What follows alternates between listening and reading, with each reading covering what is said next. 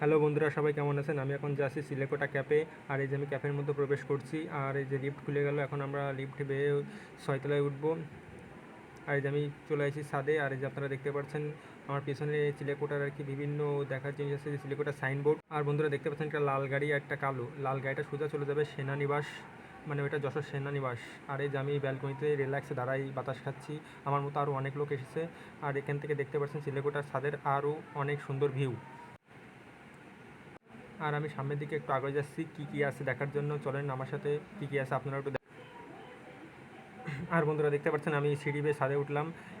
এখান থেকে আর কি ভিউটা আরও বেশি সুন্দর লাগছে। সত্যি এই জায়গাটা অসাধারণ। আর বন্ধুরা এখানকার টাইলসের যে কালারটা, এটা আমার খুব পছন্দ, খুবই পছন্দ। আর আমি এখন সিঁড়ি বেয়ে আরও টপ লেভেলে উঠছি, মানে এটা চিলেকোঠার টাওয়ার বলা যায় আর কি। আর এখান থেকে যশোরের মোটামুটি একটা ভিউ দেখা যায়। আর এখানে লাল নীল বাতি জ্বলছে, খুবই সুন্দর লাগছে। আর বন্ধুরা এই এই জায়গাটা দ্বারাই এর টপ লেভেলের ভিউ পাওয়া যাচ্ছে।